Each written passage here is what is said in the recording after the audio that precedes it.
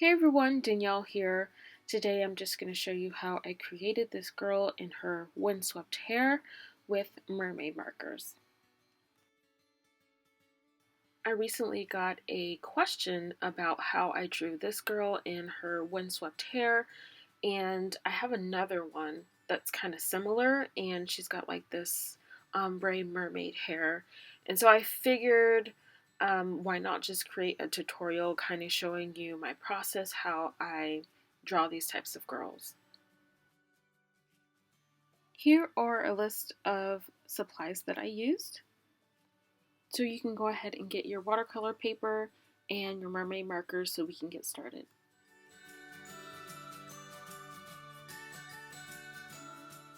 The very first thing I like to do is kind of make a notch where the top and the bottom of the head is going to go. And then from there I can kind of figure out how big or small I want the face to be or the head to be.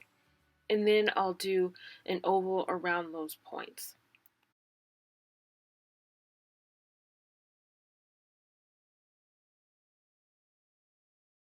The next thing I'm going to do is split the head in half vertically and horizontally.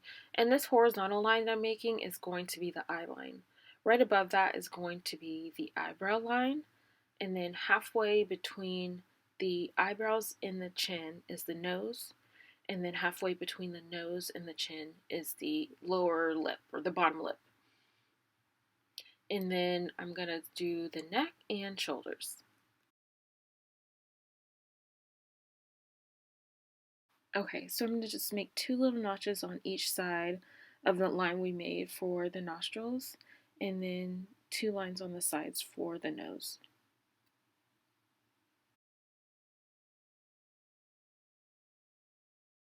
So the top lip is going to start with a V, which is the Cupid's bow, and then I'm going to bring those sides down to meet the smile line that we drew before. And then in the bottom lip, I just make a little mark to indicate that. Now, you can come up straight from the sides of the nose and place the eyes. And I'm just make a simple oval shape here just for right now.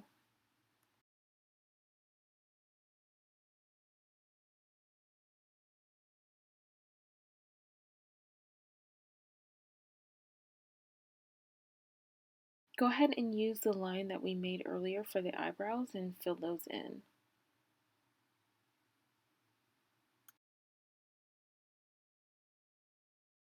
I'm also going to start giving a little bit of structure to her face, so I normally like kind of come in on the face where the eyes are and start to chisel out her cheekbones and her chin. Here I'm just measuring to see if the sides of the face are the same, and I'm kind of sculpting the face so that it doesn't look exactly like an egg, and I'm trying to make adjustments as I go along. Now I want her to be looking towards the side, so I'm just going to draw in her pupils here.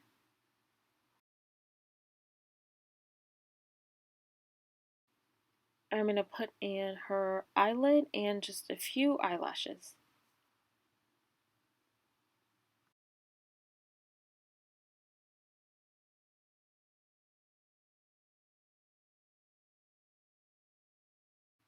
Now, up in the corner, I'm going to start with her curly hair.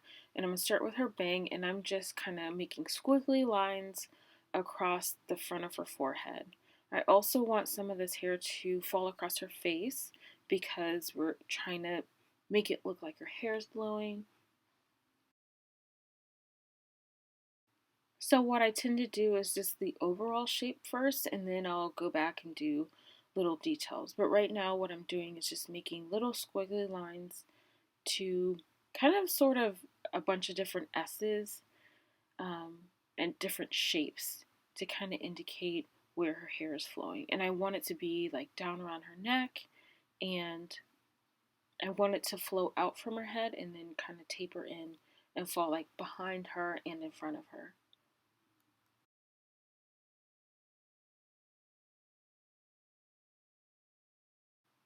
So I'm also going to make some loose curls, kind of some strands that are kind of floating on their own. And I'm doing that across her face. So now what you can do is go ahead and erase the lines that we have for the head and the guidelines. So if you have any hair overlapping the face, you want to erase the lines that are going through those so that you have the hair flowing over the face nicely. So I'm going to just go back in and put in some of my lines that I had erased out and kind of reestablish those.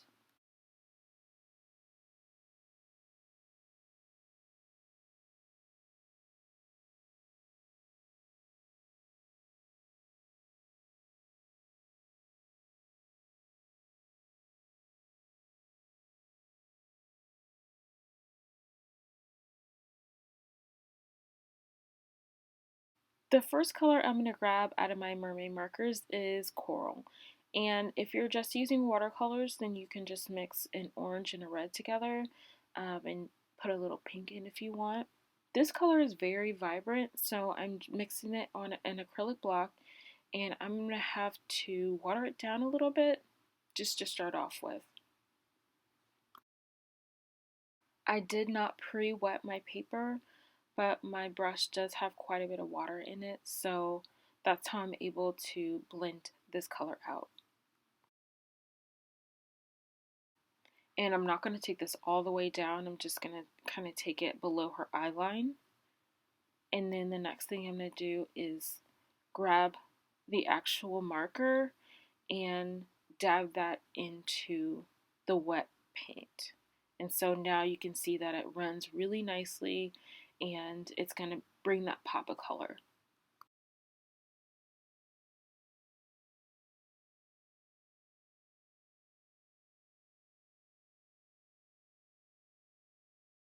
So I'm going to get my brush again. I'm going to make sure I don't have a ton of water in my brush, and I'm just moving that paint around that I just put down so that it blends with the rest of the hair.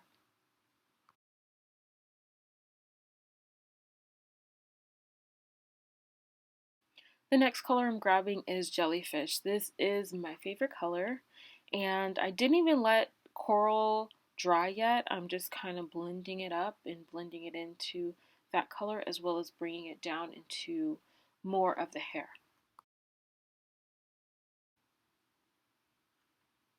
So the next thing I'm going to do is grab my brush and take some of the water out of that, and then I'm going to just further blend the coral and the jellyfish colors together. And whenever I say take some color out of my brush, that means that once I take my brush out of the water, I'm just going to dab it on my paper towel so that I don't have too much water going down into my color. Just keep in mind that if you have a lot of water in your brush and you put it down in your paper, it will move the paint that's already down. The next color I'm going to grab is Blue Bottle. And this color is another really strong and vibrant color, so I'm putting it off to the side on my block and I'm going to pick it up with my brush. And I'm going to just add that to the bottom of where I stopped with the jellyfish color. Now these colors may seem a bit dull to you right now, and that's only because we just have a really thin layer at this point.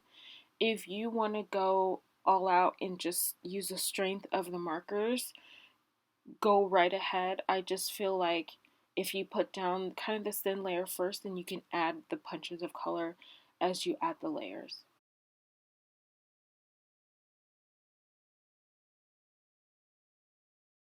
Now I'm going to use the color Deep Sea, and I'm taking that marker straight to the paper and I'm kind of using it on the tips.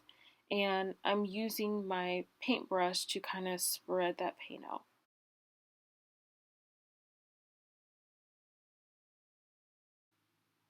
As I'm putting in the tips, you can tell that my paper is still nice and wet, and so I'm able to move that paint around. Now I do use a heat gun to dry my layers, but I don't torch the paper, I just kind of get it semi-dry. I have put a few drops of the color Wreath into one of the water brushes, and I'm just going to use that down on her skin I'm going to use a mixture of this pen and some of my own watercolor paints to do her skin tone. You can do whatever skin tone you would like to do. Just make sure that the hair is dry when you start painting the face, or at least semi-dry. And that'll prevent your paint from running into one another.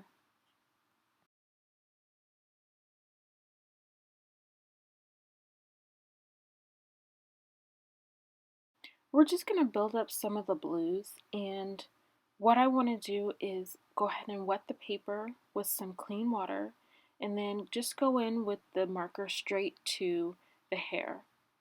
And I just used Blue Bottle and just kind of intensified that a little bit. And I'm doing the same with the coral. And you do have to kind of be careful because as you can see, it will make its own purple. But that's up to you. I mean, I actually kind of liked it mixing, but if you want the color to kind of stand alone and be really strong, then you want to apply it to a drier surface. This is my watercolor palette from Michaels. It's kind of my go-to palette. I think it's my only watercolor palette. And I'm just using the brown from it to make a second layer for her skin.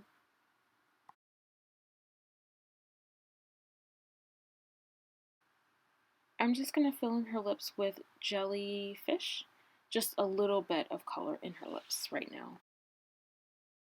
And then I have a gray here that I'm using a small brush to fill in her pupils and her nostrils and just some of the shadows. And here I've used a little bit of my brown and some blue to kind of get some shadows in and around her face and where the shadows would fall, like underneath her chin.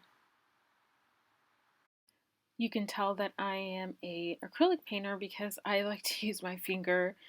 Um, Even though with watercolor it doesn't really have the same effect as with acrylics. I'm just gonna put some clean water down and add some color to the sides of her hair because I like the look of watercolor when it like kind of runs, and if I'm not able to get that the first time, then I just create it.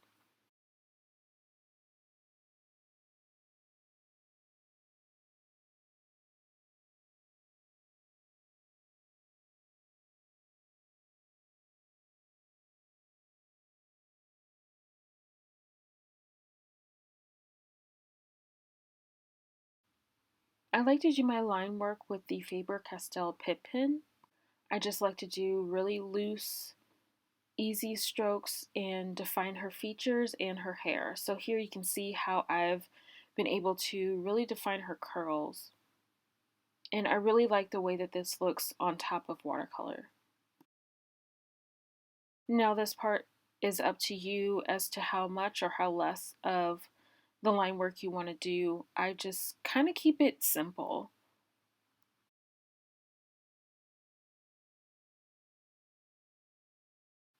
As I go over my features, I don't close them in. I don't close off all my lines. I just leave kind of sketchy, lost and found lines. So I will lift up my pen as I'm drawing along so that it has that loose feel.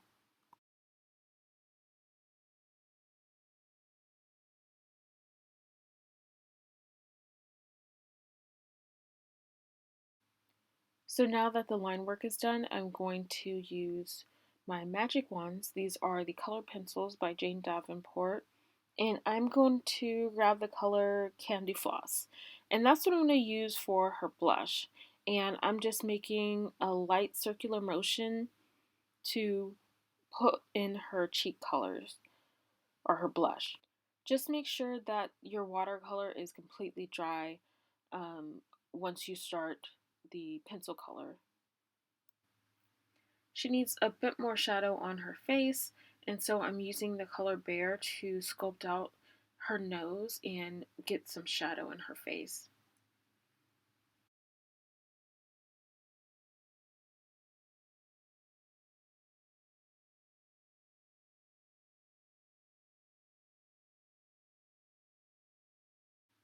I'm using two colors for her lips. I'm using Mystic and Pixie. And Mystic is for the kind of the outsides of her lips so that it can darken them up a bit. And then Pixie is kind of like for the inside of the lips to make them look a bit pouty.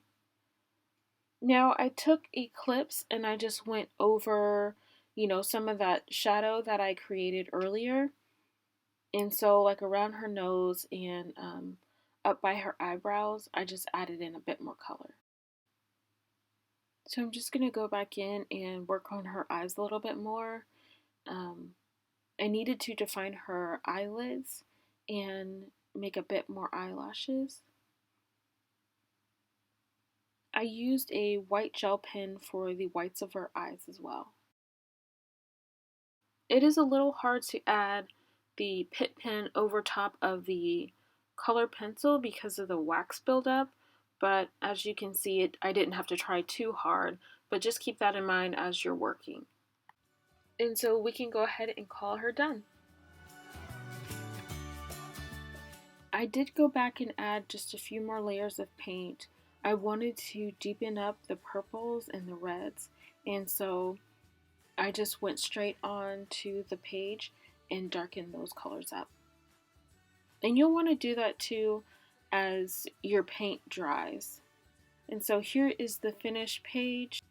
Thanks so much for watching. I hope this tutorial was helpful. If you have any other requests, please leave them down below. Don't forget to subscribe. I do have more creative classes over on my Etsy. I'll link that down below. And I'll see you next time.